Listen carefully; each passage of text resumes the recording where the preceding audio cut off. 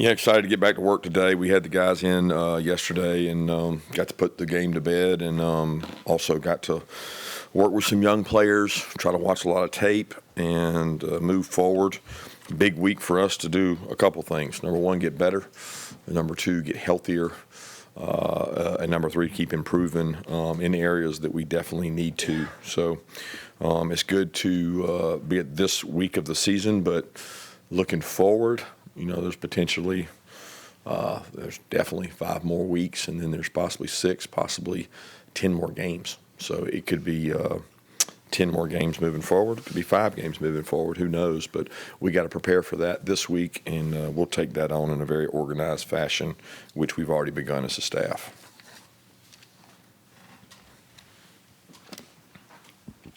Yeah, Kirby, what was your reaction to seeing Billy let go at Florida, and how does it change, if anything, Florida prep, given he was their offensive play caller? First of all, I have a lot of respect for Billy. I've known Billy a long time. We were on staff together at Alabama. I like Billy a lot. I think Billy is very intelligent, very well organized. His attention to detail is at a really high level. He's a guy that thinks things out really well. I think they've recruited well and done a good job. I hate it in this profession.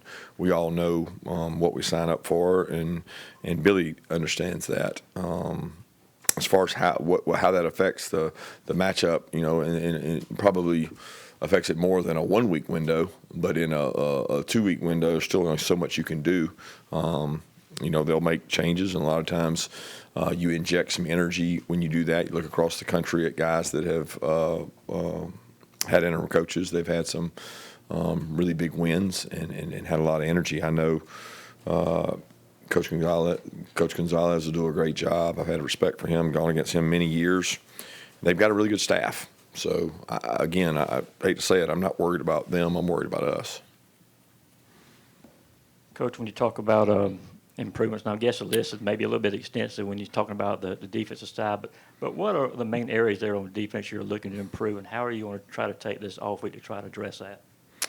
Yeah, I'll be honest. It's just as many offensive and defensive and special teams. I know for the outside world looking in, it's easy to say, well, you don't punt and then you don't stop anybody for 90% of the game. You can point a lot of fingers, but you can go a week before that and a week before that, and there's issues in both areas. I mean, at Auburn, we had our issues really on both sides of the ball, and we're not a complete product. We have a long way to go to get where we need to go, but we know who we are.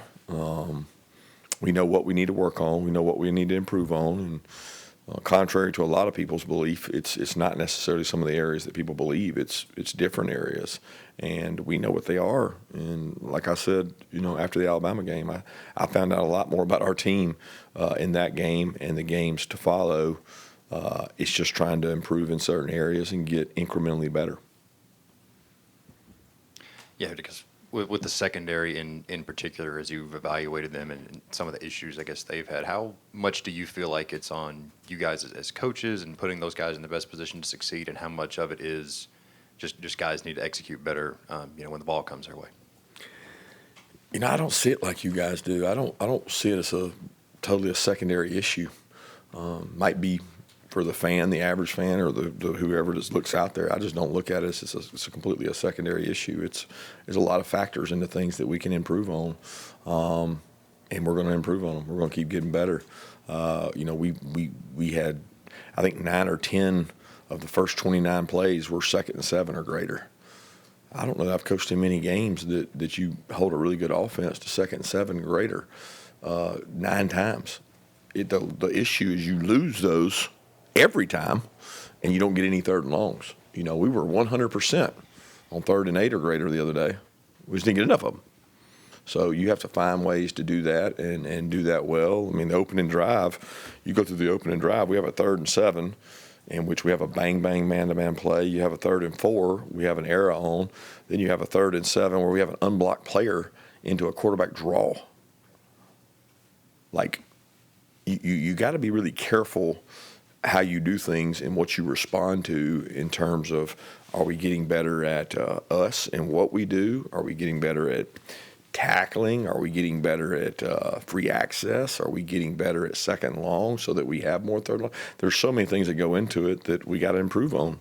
But I don't look at it and say, oh, we got a poor secondary. I don't think that at all. I think we've got really good cover guys, and we got to put them in situations to be able to be successful. Kirby, how are Talon and Kyron both doing with their injuries? How long, do you have a timetable for how long they're going to be out? And then I'm assuming Colby's going to be out with the fractured leg. Just want to get confirmation on that. Yeah, all three of those guys will be out. Big play on Saturday with Josh McCray getting the fourth down pickup, second effort to get there. One, just how big of a play was that in the game, and just what Josh has been able to do going further and further into this season? Yeah, it was a huge play. I thought the second effort made the play for him. That's who he is. He's a second effort guy. He's extremely tough to tackle, yards after contact guy. He's given us sometimes what we don't have in terms of yards after contact, and he continues to get better. I mean, we've got to do a really good job of finding roles for him to be able to help our team. We've got to find roles for Dwight to help our team and use the weapons we have. Coach, you already faced a good amount of dynamic quarterbacks this year, including this weekend. You have some more coming up. How do you say the position has evolved over the last decade or so? Yeah, I guess it has. I mean, there's more running quarterbacks now than there ever has been. There have always been those guys, but there's more offenses utilizing their designed runs now. There's a little bit of a fad going across the country right now of quarterback design runs that are giving not just us, every defense problems in terms of there's a running quarterback and then there's designed runs for quarterbacks. And they've become the college football way to run the ball because as defenses evolved, they stopped the run outside of a few teams. And then teams said, okay, you stop the run, and then I'm going to run with this guy. But then when you get a guy that can throw it as efficiently as he can run it, then you get into some tough situations. Coach, obviously Kobe's going to be out. He's a senior. Just what are your feelings, seeing him go down, and what did he kind of mean to that room? Obviously, you guys have some young guys in that room that could use his leadership over the next couple of weeks. What are your expectations of him? The expectations of him, first and foremost, are to take care of his foot, leg, his ankle. He is an incredible kid. What he's meant to this team, because I think his experience the year before, to know what he missed out on, and to see his work ethic to get back, his leadership throughout camp, his willingness to do anything to help the team. He had the best camp I think any receiver's ever had since I've been at Georgia in terms of day one to practice 25 before the first game. The physicality, the ownership, the accountability, the willingness to play positions, and then it was slowly coming out in the season with his play. We found that he was one of the hardest guys to tackle, so his touches went up. He was the best point of attack blocker. He was the best vertical guy, and it's unfortunate that it happened. It's part of football. I've reassured him that his work that he put in was noticed, and that's what he can control. Now he has to control getting healthy. Coach, kind of a two-part question. One, I know you don't always agree with the PFF grades, but it reflected that Elijah Griffin had one of his better games. And then two, you talked at the beginning of the year about coaching up the bottom of the roster in today's portal era. Could you comment on Elijah Griffin and how you feel like a lot of those young guys are doing now that it's the second half of the season? Yeah, Elijah particularly is getting better. I don't necessarily know what PFF response you're talking about or what grade they're talking about. I mean, in terms of disruptive nature, he has a really powerful. He's one of our strongest guys as a freshman. He's really quick. He can be disruptive. We're trying to utilize his skill set. He's playing more and more snaps. He's probably maybe our, second or third leading snap getter in the front as a freshman, and I don't know that that's ever happened. So he's getting snaps, and he's getting better each and every week. So I just love the kid's work ethic. He still has some plays that might not execute the right way, but I mean I love the way he plays. I love the kind of energy he brings to that group, and he's so humble.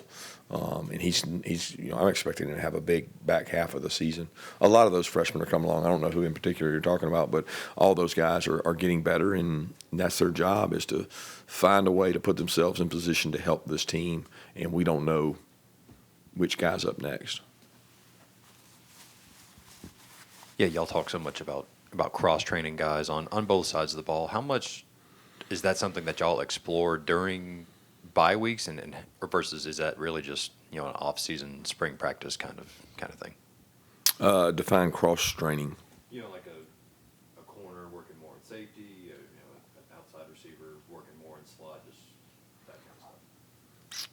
Yeah, we I mean, I can't say we work corners at safety. We don't do a ton of that unless we have a need. I can't say we take receivers. We do have guys that play in the slot situationally based on plays, and some slots play outside. Like Zach has plays where he goes outside and he's inside. I wouldn't call it cross training. I would call it getting your best players on the field and trying to find a way to get them touches. We're always going to do that. O-line, they do work across between left and right. We've had to do that a bunch this year. So we do whatever we think gives us the best chance to win football games. You've been talking for some time about the shrinking margin in the game and in the SEC. As we look now, we see Indiana, Vanderbilt in the top 10 of the top 25. We see 8 SEC teams with no more than one loss at this stage. Has the impact been even more dramatic than you expected, or conversely, are we just beginning to see more parity that you've compared to the NFL? Yes, and yes. I mean, I think all those things are true. I can't tell you why. I know they are, and kind of felt it was coming as the rosters assemble each year. There's probably going to be an outlier somewhere that somebody, has an elite group or hits on the right guys at the right positions. Typically, it's usually a quarterback or somebody that just blows it up and is a dynamic player.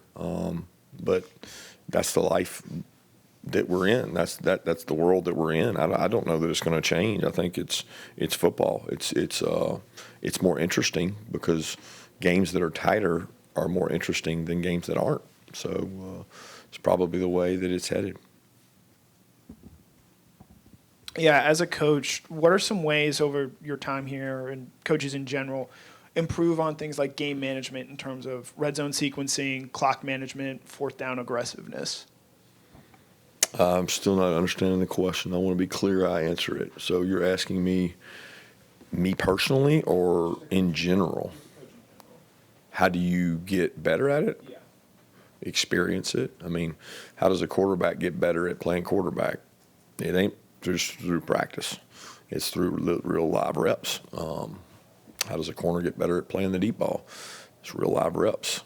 How does the O-lineman get better at, I firmly believe that you get better at those things the more you experience them. There's no game simulator we can put people in and they come out 4 hours later and they're 5 years advanced. It's time invested. It's self-analysis, self-quality control, which we do a lot of, and those things make you better. Coach, I know the bye week, you typically focus on yourself, but will you look a little bit ahead to Florida, particularly after coming out of that, I guess, kind of a circus environment, marquee win high, as you try to make sure your team doesn't settle into the complacency thing that you guard against so much? Yeah, we're going to work on what we do every bye week, which is us and our opponents. Like, part of working on us is the opponents. So, we worked yesterday on opponents. We're working today on opponents. We're working today on ourselves. We're working on Florida. We're working on other opponents we have coming down the road because we think it's important to do that and get exposure to something that's different. And you don't want to be in unfamiliar territory when you've got these games on these short weeks when you have time right now to look at it. So, yes, we're going to be working on Florida. Yes, we're working on opponents. And yes, we're working on us. DeMello had the big pass breakup in the fourth quarter. What did you think of how he handled that moment and then just the progressions he has made over the course of this season? Yeah, he's strong, physical, heavy-handed. He does well in man-to-man situations. He has confidence to put his hands on people and cover them, and really good basketball player in high school. He's growing and developing as a corner. He's growing and developing as a nickel cover guy. He's very open to being uncomfortable and learning, which I think is important at that position. He's only tip of the iceberg of what he can learn to play inside. He's been developing outside, but he continues to grow and get better. And as long as he takes the right mindset towards that, he can be a good football player. What you worry about is, he's had some success, he's had some penalties, sometimes he's gotten beat, but what he hadn't done is let any of that change him. Just want to ask about talking about progression of C.J. Wiley, how he's looked in practice. He's someone moving forward with some of these injuries. You could see a bigger role for him. Yeah, CJ's got size and speed. We knew that when we recruited him. He had a couple really good days in fall camp where he made plays on a vertical passing game. He reps, and he's probably the one guy that spends the most time up with our guys and less time with the scouts, where those guys that go down with the scouts, they get tons of reps and they get tons of work and they get to go against the better defensive players. He's been in the rotation with our offense down there in practices, learning a little more like game plan stuff, nuances of what we're doing, splits, what we're doing here, so that he has a chance to help us. But he continues to get better. I'm proud of where he's at in terms of getting better, and he's going to have lots of opportunities this week to continue to grow and show us what he can do. Yeah, what'd you make of how Ja'Cory Thomas did on Saturday, and in general, how do you feel about that safety spot opposite K.J. Bolden? Yeah, he did some good things. He's been playing already. He just played more snaps. He's got to continue to get better, more consistent, but I'm pleased with what he's doing. Coach, just what's been your impressions of Josh Wharton and Xavier McLeod? Obviously, they both have transferred into this program. Xavier's in year 2, but Josh comes from Langston Hughes, who has a great weight training program. Just what have you seen out of those two? They were both on the field late in that game on Saturday. Yeah, I was proud of both those guys. They had huge plays in the game, momentum plays.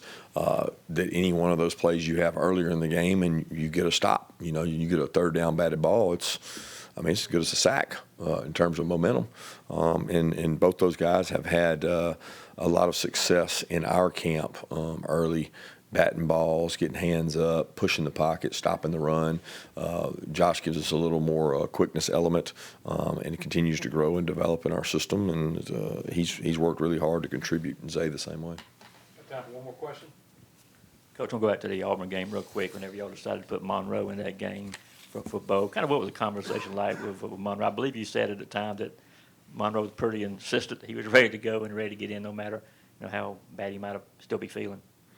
Yeah, he didn't get to do a lot that week, so we didn't know what we were going to – he was going to be a game-time decision, and he was just that. He went out in warm-ups and felt good, felt like he could go. He looked pretty good in warm-ups, but warm-ups are warm-ups, and still got to go in the game and do it. And as he played in the game, I think he gained more confidence in it, and he was able to sustain and play in that game, which gave him confidence to – he get more practice reps this last week, and he was able to get more practice reps and then go play. It's hard to play in games without practicing, but he was able to pull it off mainly because of his experience and his time in our system.